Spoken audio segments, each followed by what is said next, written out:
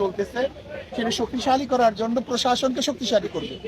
যেন প্রশাসন অবিচল না থাকে, যেখানে যেখানে প্রশাসনের যত ত্রুটি বিচ্যুতি আছে ঢেলে সাজাবার জন্য পরামর্শ দিয়েছে।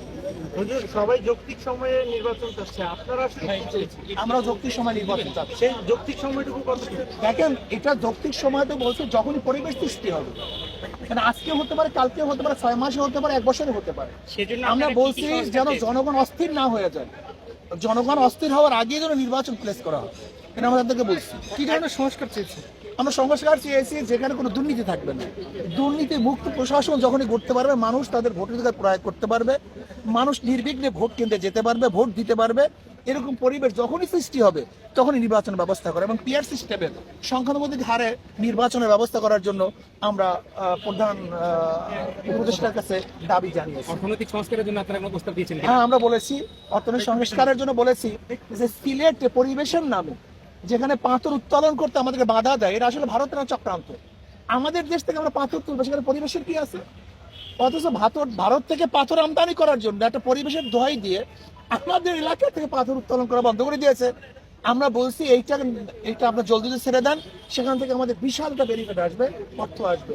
এরপরে বলেছি বিদেশে রেমিটেন্স আনার জন্য আমাদের যারা প্রবাসী বন্ধুরা আছে, রেমিটেন্স জমদাররা আছে, তাদেরকে উৎসাহিত করতে হবে কিভাবে তারা রেমিটেন্স আমাদের কাছে পাঠাতে পারে। অপচয় বন্ধ করতে হবে।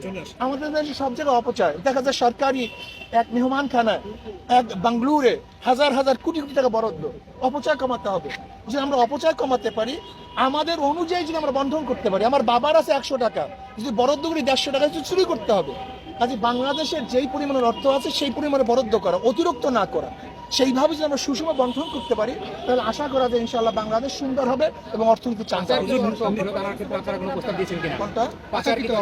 হ্যাঁ, সেটা তো আমাদের প্রত্যেক প্রস্তাবে ছিল যে পাচারকৃত অর্থ কিভাবে দেশে ফিরিয়ে আনা যায়, সে ব্যবস্থা অবশ্যই গ্রহণ করতে হবে আন্তর্জাতিক সবার সাথে সমন্বয় করে। পাচারকৃত অর্থ এবং যেই অর্থবাজরা পাচার করছে যদি সেখান থেকে আনতে না পারে, তাহলে দেশের তাদের যে সম্পত্তি আছে তা বাজেয়াপ্ত করে সরকার ফান্ডে জমা দিতে হবে। নির্বাচন কমিশনের বর্তমানে হাবু আউয়ালকে অবশ্যই পদত্যাগ করতে হবে এবং যারা 14, 18 এবং 24-এর নির্বাচন উপহার দিয়েছে, রাত্রের ভোট দিয়েছে এবং যারা প্রশাসনের নির্বাচন উপহার দিয়েছে, তাদেরকে অবশ্যই বিচারের আওতায় আনতে হবে। হুজুর, দুইটা বিষয়, একটা হচ্ছে নির্বাচন নিয়ে কি আলোচনা হয়েছে, আর দ্বিতীয় বিষয় গতকালকে আপনাদের যে সম্মেলন হয়েছে সেখানে আপনারা জামাত ঐক্যের আহ্বান করেছেন, এই বিষয়টা কি জামাতকে আসলে কোনো সাড়া দিয়েছে কিনা? না, আমরা বলেছি জামাতের সাথে হক্কানি উলামায়ে কেরামের যে বিরোধ আছে, যে ইখতিলাফ আছে, মতানৈক্য আছে, জামাতের এখন সুবর্ণ সুযোগ। যদি সেই মতানৈক্যগুলি মিটিয়ে দেয় তাহলে জামাতের সাথে ঐক্য হওয়াটা খুব সহজ হয়ে যায়। আর যতক্ষণ পর্যন্ত হক্কানি উলামায়ে কেরামের সাথে মতানৈক্য না মিটাবে, ততদিন পর্যন্ত জামাতের সাথে ঐক্য হওয়াটা অনেক দূরত্ব পয়দা হবে, কাছাকাছি কঠিন হয়ে যাবে। না, আপনি যেটা বলছেন আসলে কওমি ঘরানা উলামায়ে কেরামের সাথে না, কিছু ব্যক্তির সাথে, তাও বৈঠকের উদ্দেশ্যে নয়, কোন এক ভিন্ন দাওয়াতে তারা গিয়েছেন, সেখানে এই বিষয়ে আলোচনা করেছেন। শেষ প্রশ্ন, অনেকে বলছে যে 2বারের বেশি প্রধানমন্ত্রী হওয়া যাবে না, এই প্রস্তাব রেখেছেন, আপনারা এটাকে কিভাবে দেখেন? দেখেন, আমি মনে করি একবারের প্রধানমন্ত্রীও যদি এই শেখ হাসিনা মার্কা হয়, তাহলে একবারও আমরা সেই প্রধানমন্ত্রীকে চাই না। আর যদি আদেল, ইনসাফগার, ন্যায়পরায়ণ, মানুষের সেবক, মানুষের উন্নয়ন করতে পারে, দেশের উন্নয়ন করতে পারে, এরকম প্রধানমন্ত্রী বারবার হয় তো সমস্যা কি? কিন্তু আমাদের সমস্যা হলো দুর্নীতি। আমরা যেই একটা আমাদের যে দর্শন লালন করতে, দর্শনের মধ্যে ভুল। আমি দর্শনটা দেবো নাকি 1 মিনিট?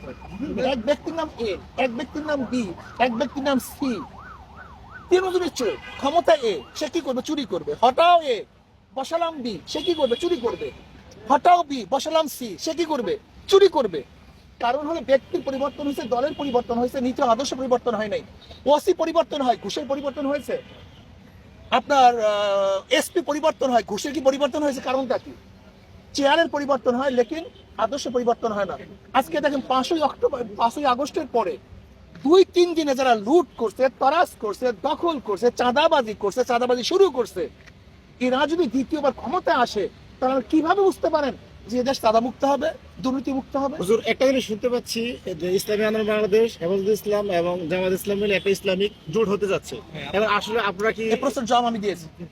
একটু যদি ডিটেইলস বলতেন, এটা কি আসলে জোট হতে যাচ্ছে কিনা? একই ব্যক্তি বা একই দল যদি বারবার ক্ষমতা আসে, তখন সেখানে অবশ্যই স্বৈরাচারী একটা মনোভাব চলে আসে। না, আমি মনে করি আদর্শ ভিত্তিক ব্যক্তি যতক্ষণ পর্যন্ত ক্ষমতায় না আসবে, নীতি ও আদর্শ ভিত্তিক ব্যক্তি যতদিন ক্ষমতায় না আসবে, একদিনও যদি চোর ক্ষমতা আসে একদিন সে চুরি করবে, 2 দিনের জন্য যদি দুর্নীতিবাজ ডাকাত ক্ষমতা আসে সে ডাকাত দুর্নীতিবাদ করবে। আমি মনে করি আদর্শ এবং নীতিবান ব্যক্তি যতক্ষণ পর্যন্ত ক্ষমতায় না আসবে ততক্ষণ পর্যন্ত যত চেষ্টা করেন না কেন মাদার গাছ লাগিয়ে আমের আশা করা যায় না। এটাই বাস্তবতা। দেখেন, ভারত আমাদের পার্শ্ববর্তী কান্ট্রি, তার সাথে আমাদের সম্পর্ক থাকবে, আমরা সুসম্পর্ক রাখতে চাই, কিন্তু তার কর্তৃত্ব আমরা বরদাস্ত করবো না, তার নেতৃত্ব আমরা বরদাস্ত করবো না।